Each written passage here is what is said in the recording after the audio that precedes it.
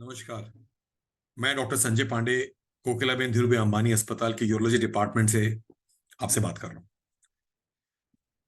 हफ्ते में 6 दिन जब हम यहाँ काम करते हैं तो एक बहुत ही अजीब सी चीज देखने को मिलती है जो हम आपके साथ शेयर करना चाहते हैं। ये माना जाता था कि बुजुर्गों में 60, 70, 80, 90 साल की उम्र में प्रोस्टेट की इश्यूज होती है और उन प्रोस्टेट की इश्यूज या तो लोग कंप्लेन करते हैं या वो सोनोग्राफी में पकड़ में आती है और प्रोस्टेट की साइज बढ़ जाती है तो हम डॉक्टर को दिखाते हैं, जो बहुत बार हमारे फैमिली डॉक्टर होते हैं, और बहुत बार हम अपने यूरोलॉजिस्ट को दिखाते हैं। लेकिन आज हम क्या आपसे डिस्कस कर रहे हैं वो ये है कि कोकिलाबेन हॉस्पिटल पे जहां पूरे देश दुनिया से मरीज आते हैं, बहुत बार ये देखने को मिला है और ये 2023 में ज्यादा देखने को मिला है, क्योंकि ये हर साल था लेकिन आज जागरूकता इतनी ज्यादा है इस प्लेटफॉर्म से कि लोग ठीक होने की कोशिश में टाइम पे आते हैं। 40s और 50s में, मतलब बहुत यंग एज में, वो एज जो कुछ प्राइम एज है, उस उम्र में पुरुषों में यूरिनरी कंप्लेंट्स अनकॉमन नहीं है। ऐसा नहीं माना जाता है कि हम 80 साल की उम्र में ही बूढ़े होंगे और 40 साल में जवान रहेंगे। ऐसा मानना गलत होगा। 40 साल की उम्र में भी प्रोस्टेट जो हार्मोन रिलेटेड ऑर्गन है, जिसकी चेंजेस होती हैं, वो भी यूरिनरी पैसेज को ब्लॉक कर सकता है।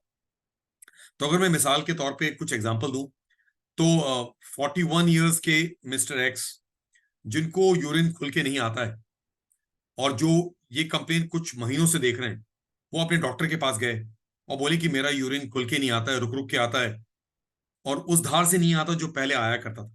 तो पहले मतलब पिछले 6 महीने, 1 साल, 2 साल में जो धार थी वो धार घटती जा रही है। इनकी उम्र सिर्फ 41 है। तो 41 में उनके बाल भले ही काले हों, पर अंदर में कुछ चेंजेस हो रही हैं जो उनको बुजुर्ग बना रही है। क्या हो रहा है? प्रोस्टेट पेशाब के रास्ते को अंदर से ब्लॉक कर रहा है। ये कैसे पता चलेगा? तो 41 ईयर्स के मिस्टर एक्स, जो अपने में अदरवाइज बहुत कंफर्टेबल हैं, बहुत सक्सेसफुल हैं अपने लाइफ में, अपनी सोसाइटी में और अपने कामकाज में, उनकी यूरिन खुल के नहीं आती है। उनको बहुत टाइम लगता है यूरिन पास करने में और करने के बाद यूरिन पूरा खाली नहीं होता है। उनके फादर को भी ये प्रॉब्लम है, जिनकी उम्र 67 है। तो देखा जाए तो फैमिली में दो लोग को यूरिनरी प्रॉब्लम है, एक 41 के, एक 67 के। 67 के फादर हैं और 41 के पुरुष। तो 41 वाले की क्या हालचाल है? वो आए हमारे पास और कंप्लेन कर रहे थे कि पिछले 6-8 महीने से हम दवाइयां खा रहे हैं लेकिन हमें वो रिलीफ नहीं मिला। तो हमने पूछा कि आपकी पेशाब कितनी खुल के आती है? यूरिन उतनी खुल के नहीं आती है, हमें जोर लगाना पड़ता है, हमारी धार पतली होती जा रही है, जो हमने 6 महीने 9 महीने में देखा है।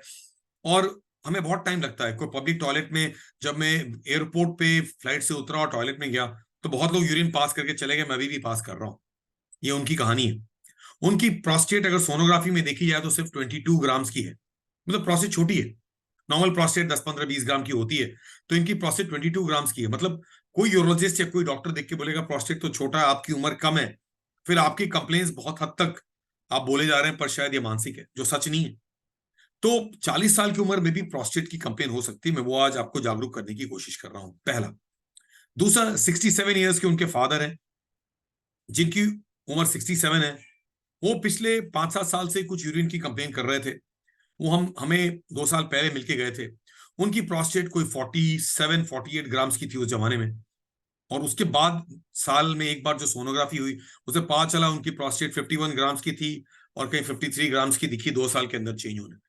तो मैं क्या बताने की कोशिश कर रहा हूं, सोनोग्राफी वो टेस्ट है जो एक ऑब्जर्वर, जो एक रेस्पेक्टेड ऑब्जर्वर, एक सोनोलॉजिस्ट चेक करते हैं, और एक ऑब्जर्वर ओरिएंटेड स्टडी है। ऑब्जर्वर ने जो देखा, जो उन्होंने नापा, वो प्रोस्टेट की साइज को बताते हैं। पर मेरे को प्रोस्टेट की साइज में इतनी दिलचस्पी नहीं है। मेरे को इन दो लोगों में दिलचस्पी है जिनको यूरिनरी कंप्लेन्स है। तो 41 ईयर्स के जो साहब है, उनकी उम्र 22, उनकी प्रोस्टेट 22 साइज की है। 22 ग्राम्स की प्रोस्टेट भी यूरिनरी पैसेज को ब्लॉक कर सकती है। तो ये मेरा मानना बहुत जरूरी है कि कहीं ना कहीं एक कंप्लेन सुनना बहुत जरूरी होता है। तो हम अभी भी हिस्ट्री, क्लिनिकल एग्जामिनेशन, उसके बाद इन्वेस्टिगेशन, फिर ट्रीटमेंट, और ट्रीटमेंट को क्योर की तरफ ले जाने की जो हिपोक्रेटिक ओथ और मेडिकल फ्रैटर्निटी की जो एक पूरी कहानी है, उस पर आगे बढ़ते हैं। तो 41 ईयर्स के पुरुष जो हमें कंप्लेन करते जा रहे हैं कि हमारी पेशाब खुल के नहीं आती है, रुक रुक के आती है, धार पतली होती जा रही है, उनकी हम जब यूरोफ्लो की टेस्ट करते हैं, मतलब उनकी यूरोफ्लोमेट्री, उनकी पेशाब की स्पीड कितनी अच्छी है, जो एक बहुत बेसिक टेस्ट है। यूरोफ्लोमेट्री वो टेस्ट है जिसमें आप एक कंप्यूटराइज टॉयलेट में यूरिन पास करते हैं और आपकी फ्लो कितनी अच्छी है, वो बिल्कुल दीवार के उस पार जाती है जहां दीवार पे पेंटिंग कर सकते हैं, या पतली धार से आ रही है, बहुत दूर तक नहीं जा रही है, सस्टेन नहीं हो पाती है, जोर लगाना पड़ता है, और जब निकले तो भी पूरा ब्लैडर खाली नहीं हुआ। इससे पता चल जाता है कि आपकी धार कितनी अच्छी है, कितनी कम है। तो इनकी फ्लो इतनी अच्छी नहीं है, उनकी रेसिडुअल वॉल्यूम ज्यादा है। कुछ दवाई उनके जनरल प्रैक्टिशनर को खिला रहे हैं, ये दवाई खाए जा रहे हैं बिकॉज हमें पता नहीं क्या होने वाला है। दूसरी तरफ इनके फादर हैं जिनकी प्रोस्टेट की साइज धीरे धीरे बढ़ रही है, तो हमारी उम्र भी धीरे धीरे बढ़ रही है और हम इस उम्र को रोक नहीं सकते। हमारे साल बर्थडे केक काटते हैं, आप अपने आप को सेलिब्रेट करते हैं, लेकिन एक साल कम जवान या बूढ़े होते जाते हैं जो हमें पता नहीं चलता। हमें ये पता नहीं चलता कि हमारी उम्र धीरे धीरे बढ़ती जा रही है, बिकॉज ये एक प्रोग्रेसिव चेंज है। और उस प्रोग्रेसिव चेंज में कहीं ऐसा ना हो कि हमारी प्रोस्टेट धीरे धीरे बढ़ते हुए अंदर से रास्ते को ब्लॉक करती जा रही है। तो एज ए यूरोलॉजिस्ट हमारी इंटरेस्ट किस में है, आपकी यूरिनरी फ्लो कितनी अच्छी आती है। बहुत बार आप एडजस्ट कर जाते हैं, बहुत बार ये जो वार्तालाप होती है मेरी इस टेबल के अक्रॉस, हम जब क्वेश्चंस पूछते हैं, फ्रीक्वेंसी कितनी है, अर्जेंसी कितनी है, खुल के आता है कि नहीं, जोर लगाना पड़ता है, पूरा खाली नहीं होता है, रात को बार बार जाना पड़ता है, ये सब लोअर यूरिनरी ट्रैक्ट सिम्टम्स या लट्स जो हैं, उसकी जब बातचीत होती है और पर्दाफाश होता है, कोई सिम्टम स्कोरिंग हो जाती है, कोई फ्लो की टेस्ट करते हैं, क्लिनिकली एग्जामिन करते हैं, तो सारा पता चलता है कि कहीं वो फ्लो नहीं है जो हम चाहते हैं। और अगर फ्लो अच्छी नहीं है 41 साल की उम्र में, मतलब रास्ते में रुकावट हो रही है और दवाइयां काम नहीं आ रही हैं, मतलब कहीं ना कहीं ऐसा है कि ब्लैडर बार बार कॉन्टैक्ट करके पुश करने की कोशिश कर रही है, दरवाजा धीरे धीरे बंद होता जा रहा है और मैं धक्का देता जा रहा हूँ, कोशिश कर रहा हूँ, और ये शनय शनय बढ़ता जा रहा है। तो कहीं ना कहीं ये जागरूकता क्यों चाहिए, बिकॉज 40s 50s में भी आज बहुत से ऐसे पेशेंट्स हैं, पुरुष हैं, जो बिल्कुल अपने लाइफ में सक्सेसफुल है, पर उनकी फ्लो इतनी अच्छी नहीं है, उनकी फ्लो खुल के नहीं आती है, और उनको हमने दवाइयों पे पाल के रखा हुआ है। दवाइयां खाते जा रहे हैं, फ्लो अच्छी नहीं हो रही है, हम उन्हें टेस्ट भी नहीं करते, यूरोफ्लो भी नहीं किया, और बाद में पता चला कि इनकी फ्लो घटते घटते एक दिन पेशाब बंद ना हो जाए। तो ये जरूरी नहीं है कि हमारे फादर्स और ग्रैंडफादर्स की उम्र में ही प्रोस्टेट रास्ते को ब्लॉक करेगा, जब हम बूढ़े होंगे तभी हमारे बाल काले से सफेद हो जाएंगे, उससे पहले भी बाल सफेद हो सकते हैं। बहुत से लोग 40 साल में सफेद बाल है, बहुत से लोग 80 साल में भी बाल काले हैं। तो बहुत से लोग की प्रोस्टेट छोटी है पर रास्ता अंदर से ब्लॉक हो रहा है, बहुत से लोग की प्रोस्टेट बड़ी है और रास्ता इतना ब्लॉक नहीं कर रहा है। तो प्रोस्टेट साइज इतनी इंपॉर्टेंट नहीं होती है जितना प्रोस्टेट यूरिनरी पैसेज वो क्या कर रही है, कितना ऑक्लूजन कर रही है, और उसकी मेजरमेंट बहुत हद तक मरीज की भाषा में है।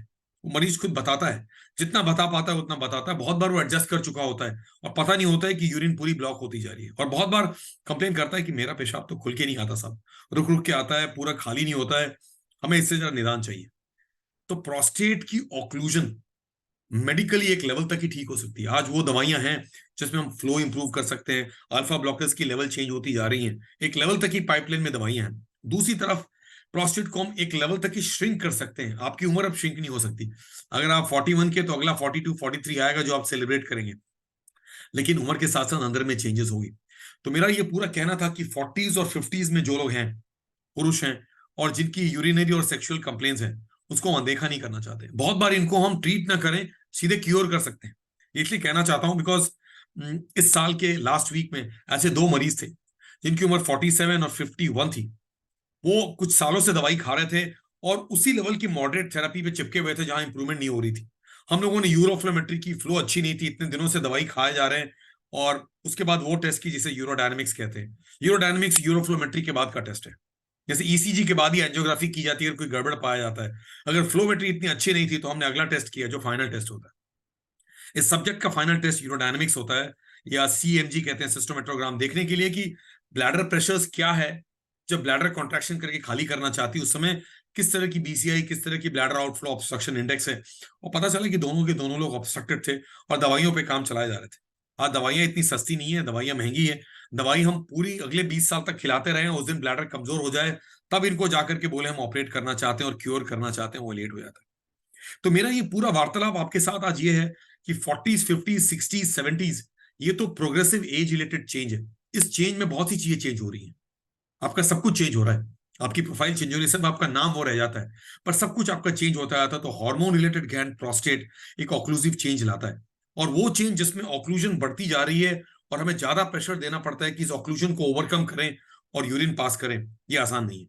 तो अगर कोई 40s 50s में भी है और यूरिन खुल के नहीं आ रहा और दवाइयां खा रहे हैं, या दवाई नहीं खा रहे और बहुत ही पुअर फ्लो के साथ रह रहे हैं, और उनका हम जब फ्लो का टेस्ट करते हैं तो फ्लो की टेस्ट वो बेल शेप फ्लो नहीं है जो हम यूरिन पास की और दीवार तक जाती है और बिल्कुल खुल के आती है और रुक रुक के आती है। तो इसका मतलब है कि हमें कहीं अब थेरापी और ट्रीटमेंट से आगे बढ़ के क्योर तक जाना पड़ेगा। रुकावट की ट्रीटमेंट होता है रुकावट खोलना, दवाइयां वही रुकावट खोल सकती हैं, उसी लेवल तक खोल सकती है जितना दवाइयां केपेबल है। वो उस बैकग्राउंड में जहां एज रिलेटेड चेंजेस आपकी प्रोस्टेट की ऑक्लूजन को शायद दवाइयों को डिफीट कर पाएगी। तो पूरा डिस्कशन ये है कि हम इंतजार ना करते रहें, it's time to bring health to the front row seat. और यूरोलॉजी और एंड्रोलॉजी और सेक्सुअल हेल्थ बहुत बार हम टालते रहते हैं। बहुत बार इस उम्र के लोग आते हैं, उनकी सेक्सुअल प्रॉब्लम बढ़ रही है, उनकी यूरिनरी प्रॉब्लम बढ़ रही है। एक बार तो एक तरफ शर्म है, एक तरफ व्यस्तता है अपनी काम और लाइफस्टाइल, और इस मेगापोलिस में, सिटी विच नेवर स्लीप्स, मुंबई, बहुत से लोग अलग अलग शहरों से आते हैं। तो मेरा मानना है कि कोई छोटे शहर में भी हो, कोई बड़े शहर में भी हो, जहां भी हो, अपने यूरोलॉजिस्ट को बताता है। पर बहुत बार हम इंटरेस्टेड हैं कोकिलाबेन हॉस्पिटल में इस चीज को जड़ तक ले जाने के लिए। हमें पूरे जड़ तक जाना है। ये नहीं हम धुएं को ट्रीटमेंट करते रहे और चिंगारी अभी भी जलती रहे, क्योंकि फिर बाद में वो चिंगारी बॉम्ब बनती है। तो 40s 50s 60s में ये सब चेंजेस शुरू होती हैं।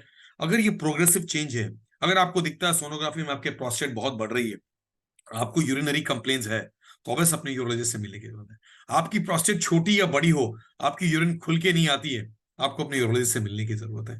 आपकी यूरिन खुल के नहीं आती तो हमें यूरोफ्लोमेट्री का टेस्ट करना है। यूरोफ्लोमेट्री, मेट्री मतलब मेजरमेंट, फ्लो मतलब स्पीड, यूरिन की स्पीड। जैसे आप हार्ट की टेस्ट में ईसीजी करते हो, सब पता चल जाता है कि हार्ट बिल्कुल ठीक है, चलो घर चलते हैं।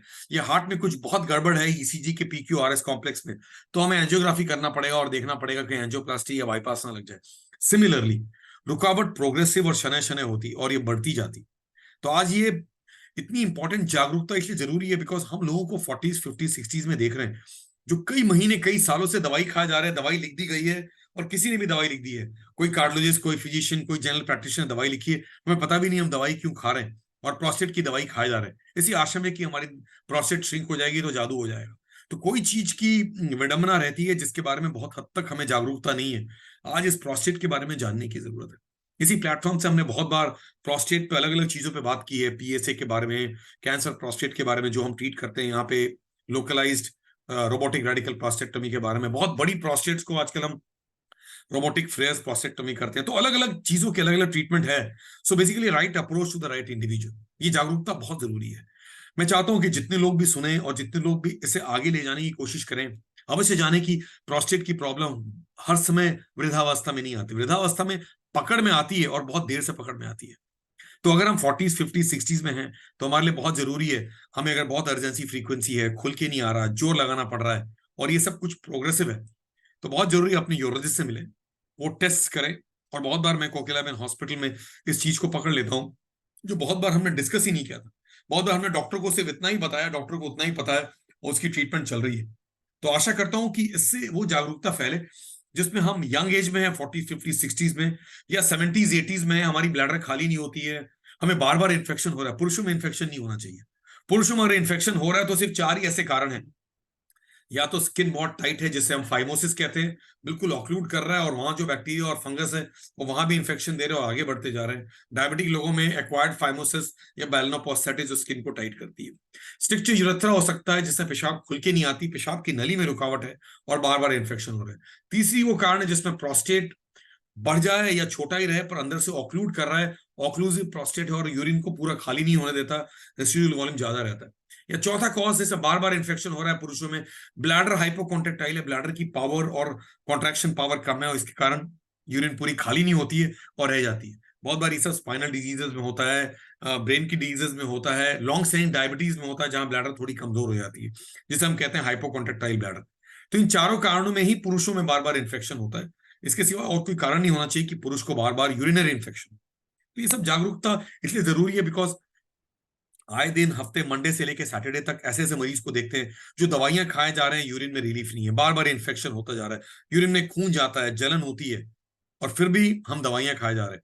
तो कहीं दूर तक जा करके बिल्कुल गवेषणा करना है, हमें इन्वेस्टिगेट करके आइडेंटिफाई करना है। और बहुत बार ये वार्तालाप में पता चल जाता है। ये जो हम एग्जामिनेशन करते हैं, हिस्ट्री लेते हैं, आपकी पूरी दिनचर्या के बारे में पूछते हैं, कॉन्स्टिपेशन हो रहा है कि नहीं, कोई और दवाई खा रहे हैं क्या, अर्ली मॉर्निंग इरेक्शंस होता है कि नहीं, इरेक्शंस केपेबल हैं कि नहीं, यूरिन पूरा खाली होता है कि नहीं, ड्रिबल होता है क्या, रात को कितनी बार उठते हैं, ऐसा तो नहीं कि नॉक्टर्नल पॉलीयूरिया और नॉक्ट्यूरिया हो रहा है। ये सब चीजों की बहुत जरूरत है। जैसे जैसे 2023 एक तरफ अंत को आ रहा है और हम लोगों ने 30s 40s में लोगों को प्रोस्टेट की सर्जरी की है बिकॉज उनका पेशाब पूरा बंद हो रहा था, ब्लैडर और किडनी पे चोट पहुंच रही थी। वहीं 70s 80s और 90s में भी प्रोस्टेट सर्जरी करनी पड़ती है, तो उस समय में ये प्रोग्रेसिव चेंज बढ़ता जाता है। तो जागरूकता बहुत जरूरी है, अवेयरनेस इज द की। अगर हम अवेयर हैं, अगर हमें पता है कि हमारे फादर को यूरिनरी कंप्लेन, हमारे ग्रैंडफादर को यूरिनरी कंप्लेन है, और हम 40-50 साल के हैं, तो हमारी भी प्रोग्रेसिव हो रही है। हमने हेल्थ चेकअप में प्रोस्टेट की साइज अगर देख ली और वो बढ़ रहा है या नहीं भी बढ़ रहा है और हम कंप्लेन कर रहे हैं, तो अपने यूरोलॉजिस्ट को अपने शहरों में मिलने की जरूरत है। तो यूरोलॉजिस्ट ये सब चीज पकड़ना चाहते हैं। कोकिलाबेन हॉस्पिटल में इस सब्जेक्ट को हम बहुत ऊंचे लेवल को ले गए, जहां जागरूकता एक तरफ, इन्वेस्टिगेशन और इवाल्युएशन एक तरफ, फॉलोअप एक तरफ, और अगर ये प्रोग्रेसिव है, अगर ये दवाइयों से बात नहीं बनती है, तो फिर इवाल्युएट करें यूरोडायनेमिक से और फिर वहां लेके जाएं जहां इन लोगों को हम ट्रीट करें और अवश्य इन लोगों को क्योर करें। तो बहुत जरूरी था कि आज मैं ये एड्रेस करूं कि यंग लोगों में भी ये प्रॉब्लम उतनी ही कॉमन है जितना वृद्धावस्था में। यंग लोगों में ही शुरू होती है, बहुत बार हम और आप मिस कर जाते हैं, और मिस करना अनिवार्य है, बिकॉज हम इतने बिजी रहते हैं, हमारी लाइफस्टाइल, हमारा काम, हमारी प्रमोशन, हमारी फैमिली, हमारी सक्सेस, हमारी पार्टी गोइंग, ये सब चीजें इतनी इन्वॉल्वमेंट रखती हैं, इतनी डिस्ट्रैक्शंस हैं कि जो शनय शनय बदलता जा रहा है आपकी बॉडी में वो दिखता नहीं है आपको। तो बहुत चौकन्ने रहें कि यूरिनरी और सेक्सुअल प्रॉब्लम्स 40s 50s में आता है। पुरुषों में मेनोपॉज नहीं होता है, पुरुषों में हार्मोन्स की चेंजेस पता नहीं चलती, उनके महीने महीने पीरियड्स नहीं होते, पर उनके हार्मोन्स भी घटते जाते हैं, उनकी अर्ली मॉर्निंग इरेक्शन होती है, उनकी लिबिडो घटती है, उनकी कैपेबिलिटी घटती है, और बहुत सी चीजें जो पीछे इस पर्दे पे हैं वो सब चीजें में देखने को मिलता है। तो बहुत इंपॉर्टेंट था कि हम हर पुरुष को आइडेंटिफाई करें, उनको जागरूक करें, और किसी की प्रोस्टेट की प्रॉब्लम, जिसकी प्रोस्टेट बढ़ रही है, जिसकी पेशाब खुल के नहीं आ रही है, जिसको बार बार इन्फेक्शन होता है, पेशाब में जलन रहती है, पेशाब में खून आता है और पूरा पेशाब खाली नहीं होता है, जो लोग डायबिटिक हैं और डायबिटिक अनकंट्रोल्ड है और जिनको बार बार इन्फेक्शन हो रहा है, ऐसे लोग हमें मिले और मिल करके अपनी प्रॉब्लम को जड़ तक खत्म करें और निदान लाए। ये बहुत जरूरी था। धन्यवाद।